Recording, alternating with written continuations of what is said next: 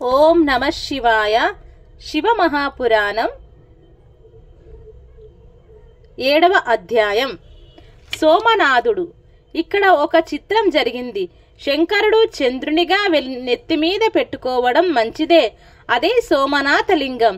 సా plus Uma plus నాథుడు = సోమనాథుడు అనగా పార్వతీదేవి పక్కన ఉన్న కారుణ్యమూర్తి, సశక్తి పరుడు. ఇది ఒక అర్థం. మరొక అర్థం ఉన్నది. సోముడు అనగా చంద్రుడు. సోముడు ప్రార్థన చేశాడు, నన్ను ఇంత అనుగ్రహించిన నీవు ఉత్తరోత్తర ఎవరు వచ్చినా రక్షించడానికి ఇక్కడే వెలవవలసినది అన్నాడు. అప్పుడు శివుడు అక్కడ జ్యోతిర్లింగమై వెలిశాడు. అందుకే అది స్వయంభూ జ్యోతిర్లింగములో మొట్టమొదటిది లింగము.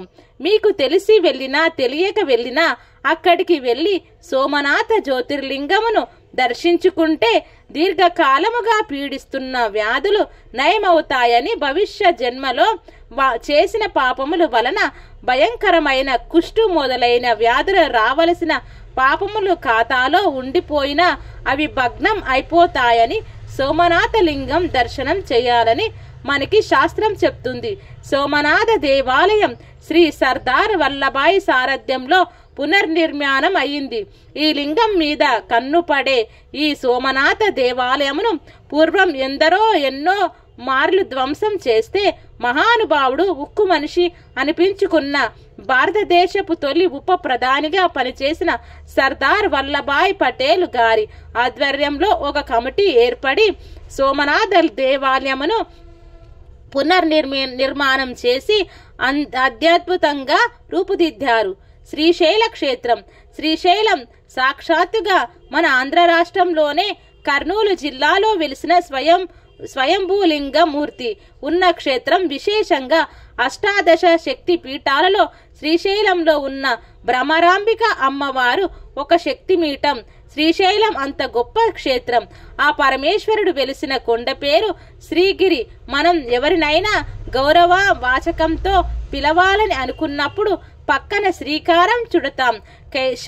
శైలవములో ముందు శ్రీకారం వేయబడి శ్రీశైలం అయ్యింది. దాని పేరు శ్రీగిరి. శ్రీశైలంలో స్వామి లింగమూర్తి అయి ఆరూపరూపిగా ఉన్నది. ఇక్కడ ఒక్క పరమాత్మే రెండుగా భాషిస్తున్నాడు. శ్రీగిరి అన్న పేరు రావడానికి సంబంధించి స్థల పురాణం ఒక మాట చెప్పింది. ఒక భక్తురాలు తాను ఒక కొండగా మారాలని కోరుకున్నది కాబట్టి ఆమె శైలముగా మారినది అని చెబుతారు. కానీ దాని తాత్వికమైన రహస్యం వేరు. స్త్రీలో షకారం, రకార, ఈ కారములు ఉన్నాయి. ఈ 3 అక్షరముల బ్రహ్మ శక్తి, రుద్రశక్తి, విష్ణు శక్తి ఈ 3 శక్తులను తెలియజేస్తాయి.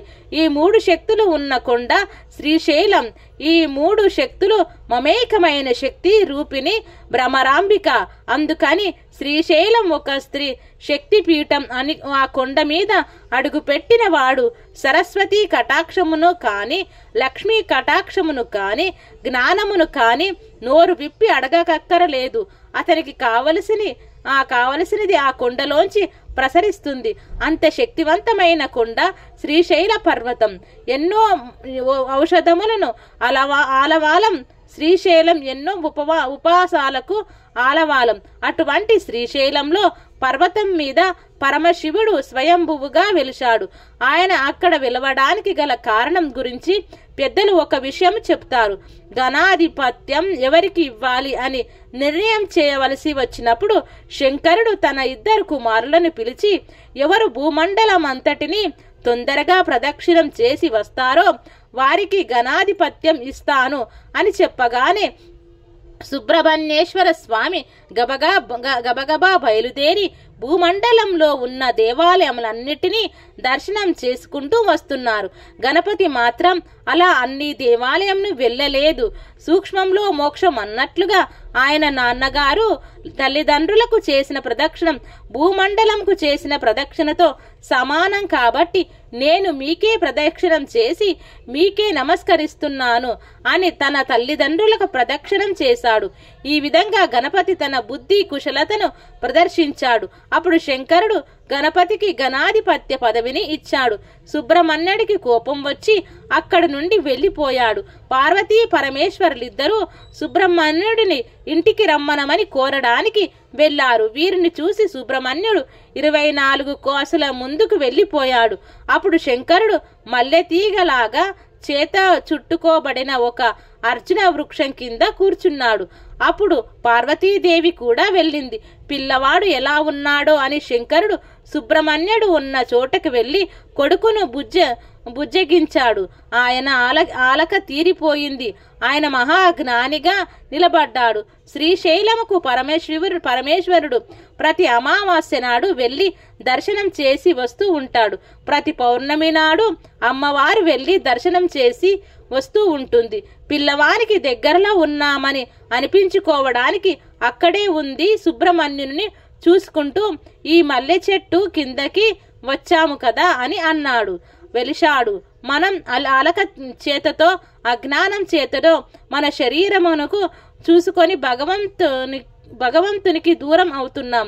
ఇలాంటి వాళ్ళు ఎవరైనా ఉంటే వాళ్ళు దగ్గరకు తానే వెళ్ళిపోతానని అని చెప్పి వచ్చి పరమశివుడు శ్రీశైలంలో కూర్చున్నాడు. శ్రీశైల మల్లికార్జునుడిని ధూళీ దర్శనం మీరు మీ ప్రదేశం నుంచి శ్రీశైలం వెళ్లే లోపల ఎంతో ఔషౌచములకు లోనవుతుంది. మీ శరీరం ఆ బట్టలతో కొండ మీదికి వెళతారు. మీరు శుభపడి దర్శనానికి వెళితే ఆయన కొద్దిగా చిన్నబుచ్చుకుంటాడు. మీరు ఆ క్షేత్రమునకు వెళ్ళగానే అశౌచంతో కూడిన శరీరంతో గుడి దగ్గరకు వెళ్లి ధూళీ దర్శనమునకు వచ్చాము అని చెప్పి లోపలికి వెళ్ళి ఈ మట్టి కాళ్ళతో మీ మోకాళ్ళ మీద కూర్చుని మట్టి చేతులతో శివలింగమును ముట్టుకుని శివలింగం మీద తల తాటిస్తే పరమేశ్వరుడు పొంగిపోయి సర్వకామ్య సిద్ధిని ఇస్తాడుట. దీనిని ధూళీ దర్శనం అంటారు. శ్రీశైలంలో కాబట్టి శ్రీశైలంలో ధూళీ దర్శనం చేయాలి. అసుర సంధ్య వేళల్లో నంది వాహనం భూమండలం మీద నుండి వెళుతుంది. అటువంటి సమయంలో పరమాత్మ శ్రీశైల పర్వతం మీద ఒకసారి దిగుతాడు. అంత పరమ పవిత్రమైన సమయంలో శ్రీశైలంలో దేవాలయంలో కూర్చుని శివాష్టోత్తర శతనామాలను చదువుకున్నట్లయితే అక్కడ దిగిన పరమాత్మ అది చూసి ఆయనను అన్ని పేర్లు పెట్టి పిలిచినందుకు ఎంతగానో సంతోషిస్తాడు. జన్మ చరితార్థం అయిపోయింటుంది. చెంచులు చెవిటి మల్లన్న అని పిలుస్తూ ఉంటారు. చెవిటి మల్లన్న అంటే ఆయన పొంగిపోతాడట. శ్రీశైలంలో పరమేశ్వరుడు తన భక్తుల కోర్కెలను తీర్చడానికి ఒక తండ్రిగా వచ్చి కూర్చున్నాడు. శ్రీశైలం స్వామి వారిని దర్శించడానికి వచ్చిన వారి గోత్రనామాలను ప్రత్యేకంగా ఒక చిట్టాలో వ్రాయమని అమ్మవారు గణపతికి చెప్పింది. అందుకే శ్రీశైలం వెళితే తప్పకుండా సాక్షి గణపతి దగ్గర ఆగాలి. లోపలి వెళ్లి మన గోత్రనామం పేరు చెప్పుకోవాలి. గణపతి మన గోత్రనామాలను చిట్టాలో రాసేసుకుంటాడు. శ్రీశైలంలో శిఖరేశ్వరం ఉంది. అక్కడికి నువ్వులు పట్టుకొని నంది విగ్రహం దగ్గర పోస్తారు. పూర్వకాలంలో శివాలయంలో చరనంది ఉండేది. పూర్వం రోజుల్లో ఇప్పుడు ఉన్నంత వైద్య సదుపాయం ఉండేది కాదు.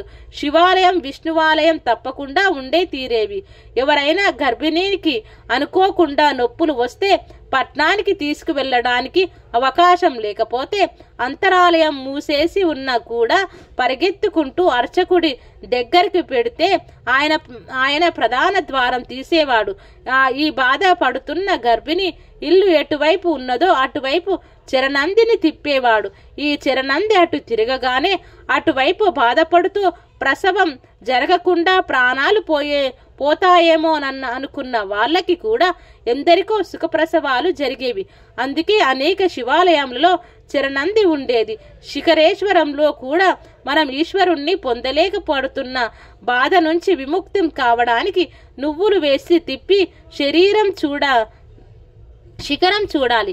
కానీ యథార్థమునకు శిఖరము నంది శృంగములలోంచి కనబడదు. మీరు భావం చేస్తూ కళ్ళు తెరిచి అక్కడ చూడాలి. ఈ కన్నులు తెరిచి నంది శృంగములలోంచి చూస్తుంటే జయగూరు రంగంలో ఉన్న శ్రీశైల మల్లికార్జునుని ఆలయ గోపురం మీద ఉన్న త్రిశూలంతో పాటు మెట్లు మెట్లుగా ఉన్న శిఖరం మీకు కనబడాలి. అలా కనబడిన వాడికి ఇక పునర్జన్మ ఉండదు. అందుకే శిఖరేశ్వరం దగ్గర పరమాత్మ ఒక పరీక్ష పెట్టాడు. ఒకసారి అమ్మవారు ఏమండి శిఖరేశ్వరం దగ్గరకు వచ్చి నందిని తిప్పి శిఖరం చూస్తే ఇక పూర్వజన్మ లేకుండా మోక్షం ఇచ్చేస్తారా అని. అప్పుడు శంకరుడు, శ్రీశైలం వచ్చిన వారందరికీ మోక్షం ఇవ్వను, ఎవరికి ఇస్తానో నీకు చూపిస్తాను అని ఆయన ఒక వృద్ధ బ్రాహ్మణ రూపమున స్వీకరించాడు. ఒక వృద్ధ బ్రాహ్మణుడిగా పార్వతీదేవి వచ్చింది. ఇద్దరు ఆ శిఖరేశ్వరం దగ్గరికి వచ్చారు. మెట్లు ఎక్కుతున్నారు. నంది శృంగములలోంచి చూస్తున్నారు. కిందకి దిగిపోతున్నారు. ఈశ్వరుడు అక్కడ చిన్న ఊబిని సృష్టించాడు. అందులో వృద్ధ బ్రాహ్మణుడు దిగిపోతున్నాడు. ఆ ఒడ్డున ఉన్న వృద్ధ బ్రాహ్మణి, మా ఆయన దిగబడిపోతున్నాడు, అందుకని ఎవరైనా ఒక్కసారి చెయ్యి ఇచ్చి పైకి లాగండి అన్నది. అందరూ గబగబా వచ్చి చెయ్యి ఇవ్వబోయారు. అప్పుడు ఆమె, మీలో పాపం లేని వారు పైకి లాగండి అంది. అప్పుడు ప్రతివారు తాను ఏదో పాపం చేసి ఉండకపోతానా అనుకొని వెనక్కి వెళ్ళిపోయారు.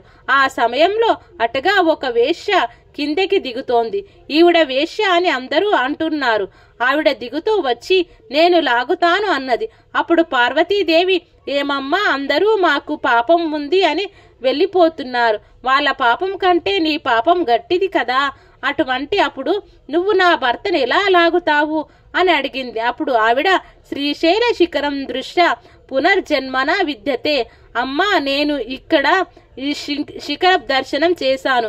మోక్షం రావాలంటే పాపం లేదు, పుణ్యము లేదు, 2 0 అయిపోతేనే కదా మోక్షం. ఇప్పుడు నా ఖాతాలో పాపము లేదు, పుణ్యము లేదు, అందుకని లాగుతున్నాను. నేను అర్హురాలను అంది. ఈవిడకు ఈ విశ్వాసం నిజంగా ఉన్నది. ఈవిడకు మోక్షం ఇస్తున్నాను అని శివుడు పార్వతీకి చెప్పాడు. నంది శృంగములోంచి చూడడం కాదు, ఇక్కడ ఉన్నది తన తల్లిదండ్రులని నమ్మిన వాడు ఎవరో వానికి మాత్రం మోక్షం ఇవ్వబడుతుంది. కాబట్టి శ్రీశైల క్షేత్రంలో అడుగు పెట్టిన వాడికి తాను తన తల్లిదండ్రుల దగ్గర ఉన్నాననే భావన ఉండాలి. ఈ భావన పరిపూర్ణమై మీరు శ్రీశైలం వెళితే మీకు అక్కడ ఎనలేని సౌభాగ్యం కలుగుతుంది. ఓం నమః శివాయ. శివ మహాపురాణం 7వ అధ్యాయం సంపూర్ణం.